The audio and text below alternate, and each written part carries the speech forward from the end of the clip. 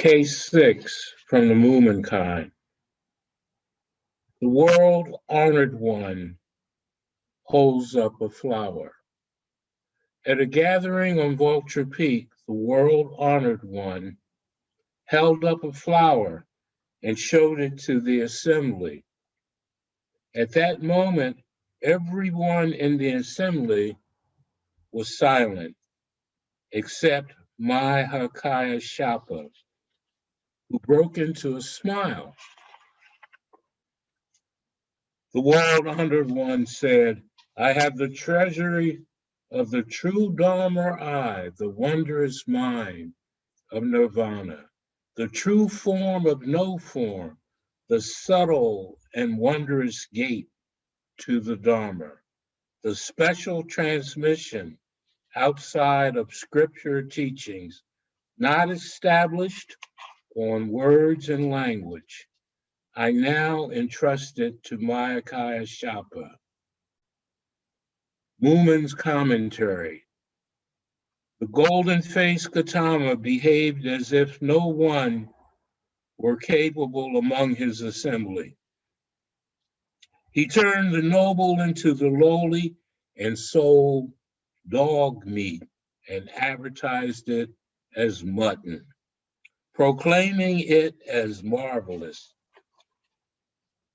If the whole assembly had smiled, how would the Buddha have passed on the treasury of the true Dharma I? If Mayakai Shapa had not smiled, how would the Buddha have transmitted the treasury of the true Dharma I?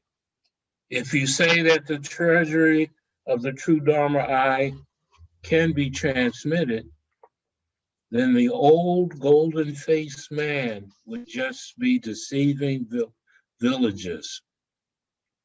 If you say that it cannot be transmitted, then why did he approve of Mayakaya Shapa? Moomin's poem, holding up the flower, the fox tail is already revealed. Mayakaya Shapa smiled. Humans and devas are all bewildered. Now, the Buddha often gave teachings at Vulture Peak in Rajagadha, India. Tradition has it that the Buddha gave teachings only upon request, usually in the afternoon.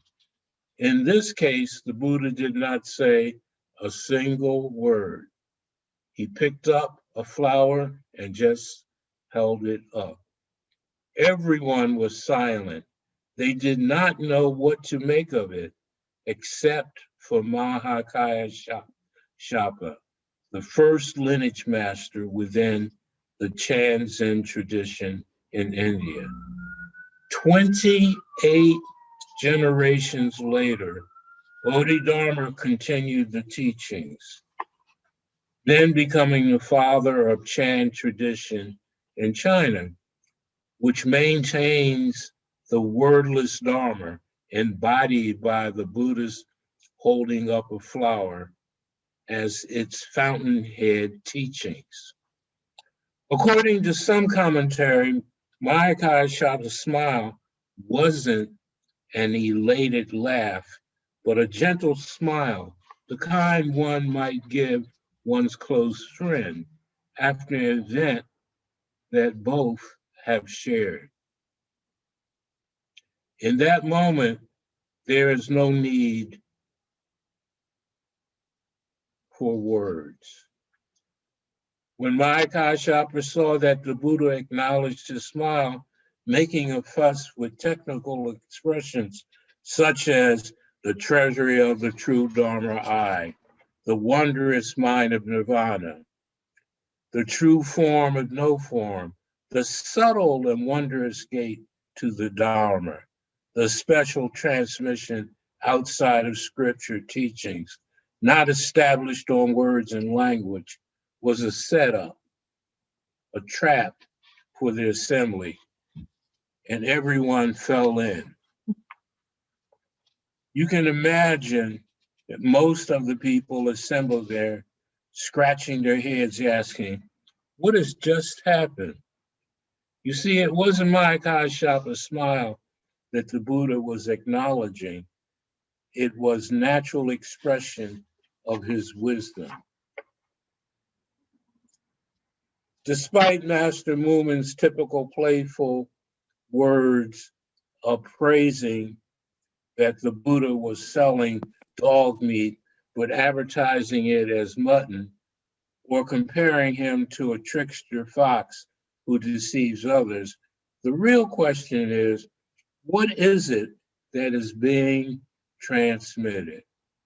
We may think it is the awakening mind that's being transmitted, but this is not good enough because it is just an idea. On the other hand, if you say it cannot be transmitted, then you're wrong.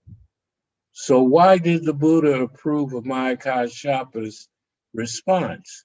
If you say it can be transmitted, you're also wrong. The Buddha held up a flower and Mayakashapa smiled. Let me ask you, can you respond without using any gesture, like holding up a flower or smiling? Can you respond without words or silence? Some people think that gestures are more direct, more powerful, that words fall short of a demonstration of one's realization. The truth of the matter is, it is the same whether we demonstrate our understanding through gestures or words. One is no better than the other. The point remains. What is it that is being transmitted? If everyone already has it, what is the point of transmission? Is it something that only a small cluster of students, like Buddha's close disciples, have? Is there something special or marvelous about it? It's beyond yes and no. But because of our attachments, we don't see the Buddha Dharma and don't have the Dharma eye that perceives how things truly are. That the treasure of the true Dharma eye, the wondrous gate to the Dharma, the special transmission outside of scripture teachings, not established on words and language, are already transmitted, already here. This is the Buddha Dharma. To perceive that is to see the world through the Dharma eye, which means to see how things are. Buddha was not trying to impart some knowledge or concept. The way of a tree is to grow. The way of the wind is to blow. The way of water is to moisture. The way of the earth is to support. So what is the natural way of being human? Is it what Descartes says, to think? Is the true intrinsic nature of human beings to be discriminated, to generate emotional afflictions like anguish, jealousy, hatred, arrogance, and to cause suffering for oneself and others? No, our true nature is compassion, which is the function of wisdom, and wisdom is to be free from vexation. To see things as they are is to practice and realize the Dharma. That's the meaning of the treasure of the true Dharma eye. All things are in a dynamic, wondrous flow of cause, conditions, and effects. Effects turn to cause for future effects through the coming together of conditions. These three are intimately connected, ever flowing. What makes Dharma I true is to proceed without getting in the way, without filtering and processing through gaining or losing, benefit or harm. Things as they are, as empty of self. Putting it another way, I'm talking about tathata, which means thusness or suchness, reality without subjective distortion. In Zen, teachers sometimes talk about a reflecting mirror. Whatever stands in front of that instant as it is, the mirror reflects without self reference, without a fixed view of what that thing is supposed to be, without judging it. The mirror just responds by reflecting. The natural order of our mind is to reflect like a mirror. We all have the potential to do this. That's why it's called treasury.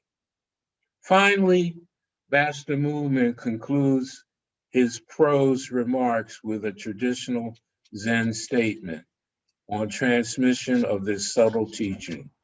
In one sense, there is no transmission of any direct knowledge or understanding from one person to another, because the teaching is reality itself, and the direct knowledge and understanding of suchness must be firsthand.